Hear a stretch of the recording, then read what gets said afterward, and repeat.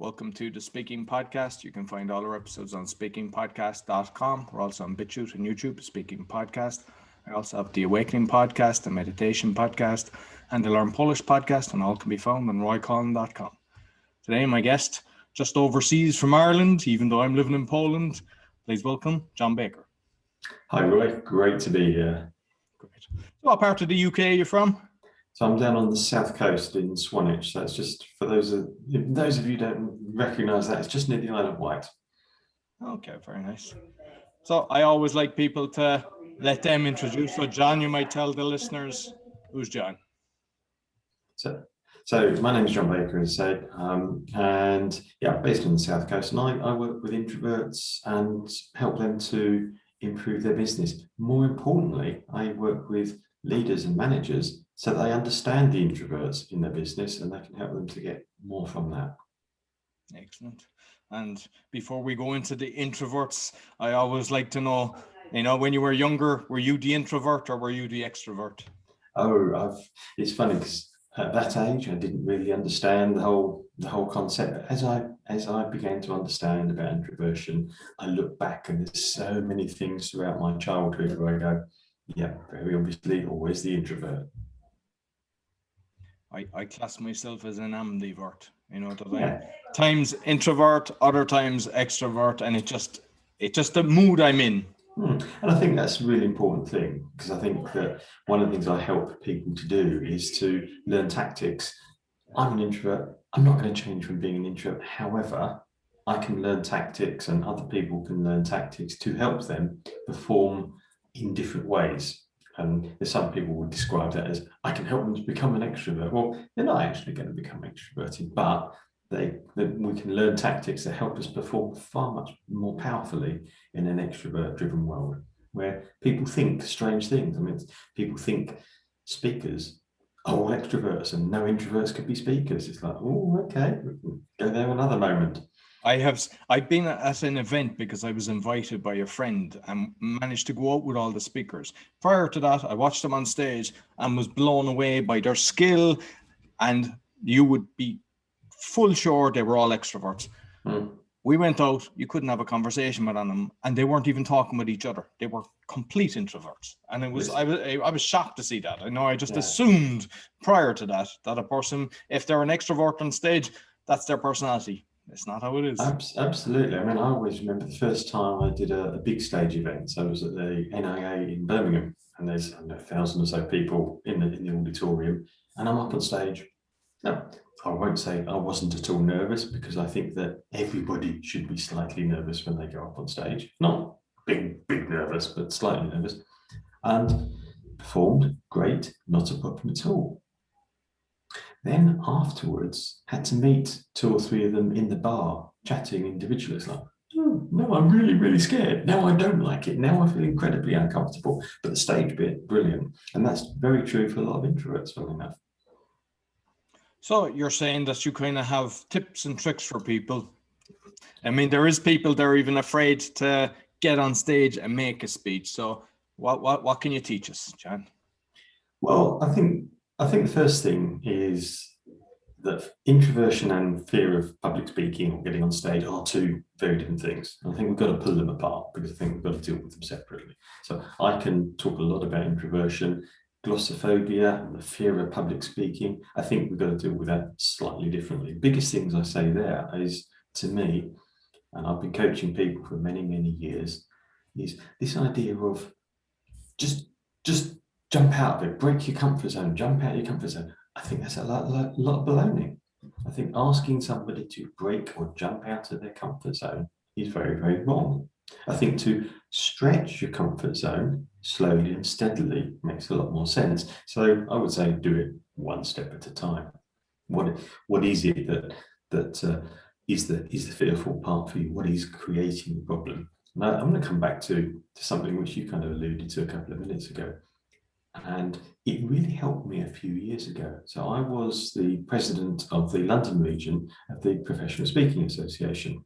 And the great thing about that is you're organising an event every month, and you've got some top worldwide speakers, and you've got 100 or so people in the room. And Of course, because I'm the president, I'm not just in the room like everyone else watching the one speaker on stage. I'm making sure the whole day is running well. And you become aware that all these great speakers have, in their own different way, display nerves. They're pacing up and down outside the room before they go on stage. And they develop their own tricks to get over themselves, to get ready, to get in the zone, whatever you want to call it, before they go on stage. And then you meet other people who say, oh, I couldn't possibly do that because I'm really scared and I need to walk up and down. And you go, all of the great speakers do it. So I think that the thing is, you will never stop being afraid. Do stretch the comfort zone a bit at a time, but it's not as big and scary. Start with a small audience, and gradually grow. Start with a small organization where you can get some really useful tips and tricks about the way you present them. Toastmasters is a great organization, which I'm sure you come across, Roy, which can help with things like that. But I think there's lots of things we can talk about speakers, but I think the other thing is I'm going to come back to the myth about introverts and speakers, because that's where I kind of get frustrated, shall I say, which is when people say, oh, you're an introvert, you can't be a speaker. It's a complete myth. And I think it comes from the fact that, as you said, many people assume that because somebody's up on stage, it looks extroverted, therefore it can't. Well, first of all, what is it that makes us go, oh, it can't be, it must be an extrovert? Because we assume that introverts don't like the limelight, or they don't like being loud and brash. Well, you don't, let's be honest for a second. I'm sure you have as well, seen many great speakers and many truly awful speakers who are clearly just up on stage because they love the limelight and because they are full of ego. And they're not actually good speakers. So the first thing is, I often say to introverts, you have a strength as an introvert, which is you're going to be focused much more on the audience. You're going to be focused much more on the other person. You're going to be focused much more on the message than yourself. And some of the big, loud, brash people are all about ego and about the self. So I think that introverts can be much, much better at speaking because of that. And introverts typically, although it's not exactly the same, introverts typically ego. They don't particularly like ego, they value humility. That can make a great speaker. Introverts typically are very good listeners. Well, that's good. That also, however, means that they are going to be great observers. So you can think a lot about your audience. You can notice what your audience, you're much more likely to be in the moment with your audience, and the audience are much more likely to notice that, even if it's subconsciously. If we see a speaker on stage who's basically rehearsed his whole script and just going blah, blah, blah, blah, blah, as opposed to one that quite clearly is reacting with the audience, we notice them, we think they're much better. So an introvert, because they tend to be good observers, are much more likely to be good speakers. I don't know if any of those bits I've said are going, oh no, don't agree. No, totally agree with what you've just said, and it's like what I've seen. I mean, I'm in Toastmasters. I've been a part of a few clubs, and I've seen that. The cocky people, they're always about me, my story, and the ones, whether they're nervous at the start, they kind of build from it. Because I mean, as you mentioned, I mean, I've seen people pacing up and down. Everybody's got their own way. The breathing techniques. Some people are jumping up and down. Like you see, Tony Robbins said he's clapping and everything before he actually goes out. I know he does that on stage. So wow. I think, okay. I think his hands were damaged from because he's hitting his hands so often. He's actually damaged his hands. So yeah. I mean, for me, a bit of exercise, lots of stretching, whether it's kind of arms out stretching, but some really big breathing, I find incredibly helpful. And then I always remember being taught to make a series of funny noises and using all your lips and stretching. So stretching everything that you're likely to use, because of course, when you're not speaking, it's like one of my so I've got a couple of other hobbies. One is scuba diving, but one of the other things I do a lot is I go running. And of course, you go for a run, you don't just go, right, I've been sitting down, I'm now going to sprint across the garden and down to the sea. you start off gently, and yet when we're talking, we forget that need. So I think that's a very big one to think about. But I think the other thing, as I was saying, when it comes to introverts are great observers. So use your introvert strengths when you're thinking about speaking. What is it your audience need? What is it your audience want to know about your expertise? How can you structure that so that you can deliver it in a good format? One of the other introvert strengths, of course, is planning skills. Brilliant. So introverts tend to be good planners. So use that strength if you're thinking about speaking. Plan out what you're going to do, which, and I'd love to know your view on this one. So get to know your subject, but that's not the same as memorizing it. Because I don't know about you, Roy, but I've found lots of people who just, as I said earlier, just read. It's almost as if they're reading, and it's almost as if sometimes it says in their mental version of the script, say this, say this, say this, take one step to the right, say this, take two steps to the left. It's like a dance, and it comes across as an act. So I often think it's important to know the subject really well, but not memorizing it, so that you can go in the flow, you can be with the moment. A number of years ago, I heard that Morecambe and Wise, great comedians, of course, sadly moved on from those days now, but they knew the subject so well that they didn't follow the script. They could adapt it. They knew it backwards, forwards, sideways, and they could just suddenly see a new moment. They could spot somebody doing something and could change it, and they could act through it. So know the subject really well. My version of that works for me, might not work for everyone else, is when I'm getting ready, I'll go for a walk. Around here, there's some very steep hills going through the forest up from the beach, and I'll walk up and down the hills. And while I'm doing that, I will speak out loud the presentation I'm going to give.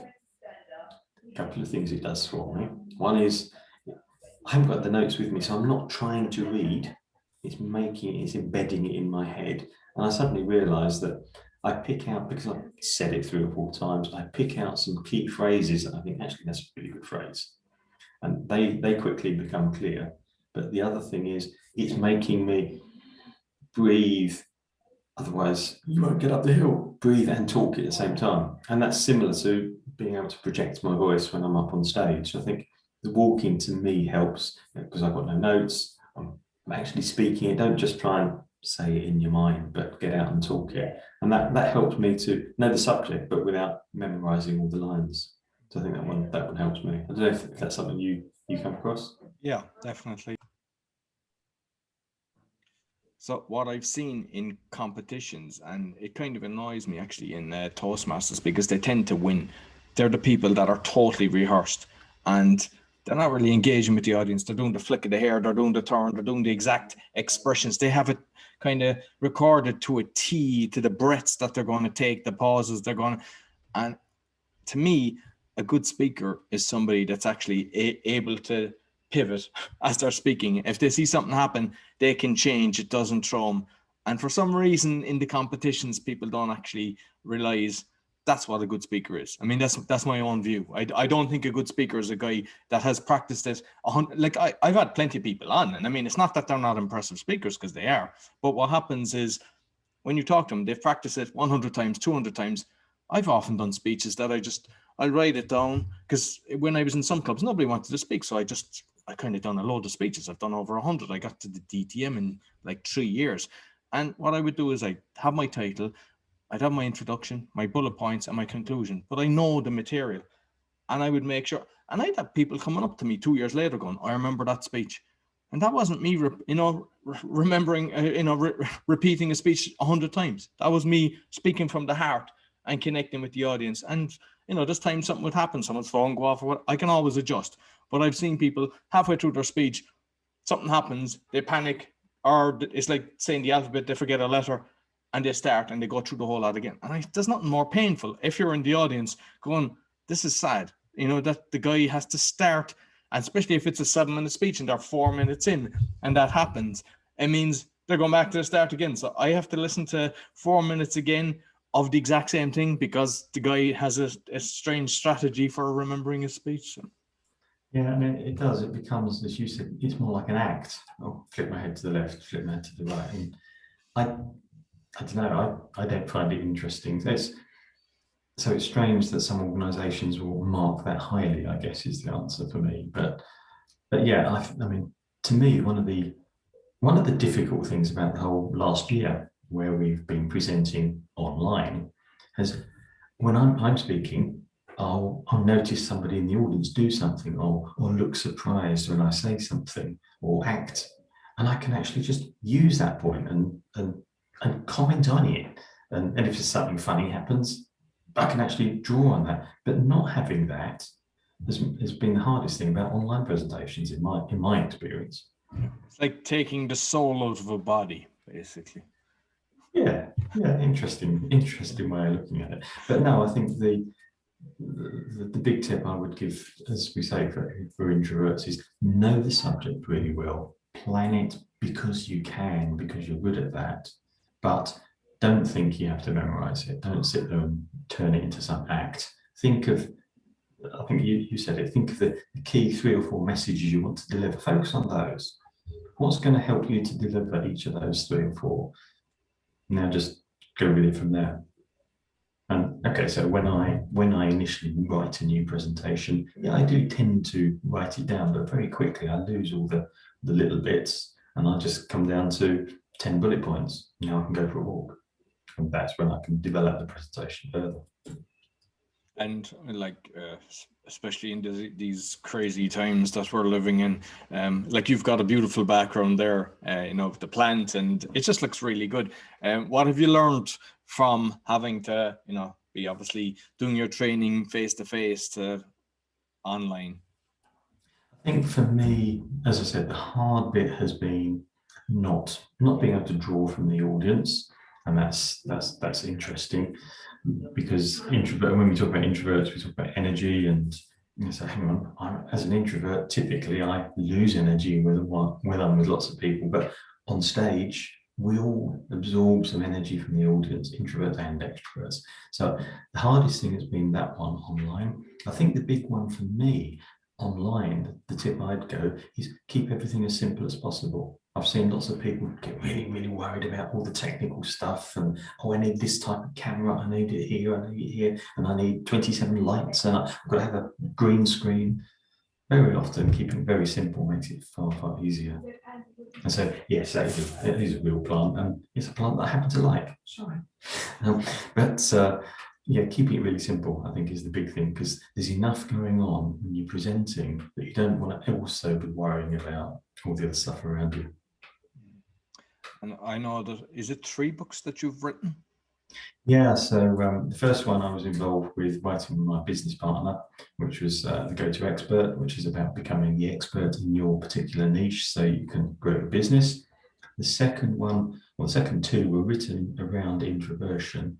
One was called Ninja Networking, which is to help introverts to grow their network in an introvert-friendly way, because we all go out. If I said networking to you, Roy, what do you think of when I say, oh, go networking? It's basically going to an event and start connecting with other people to get the business cards, and making, if you're trying to get business, that they know what you're doing. Absolutely. And yet that's almost introvert hell. Hang on, introverts lose energy when they're surrounded by lots of people they don't like, or not so much like, don't know.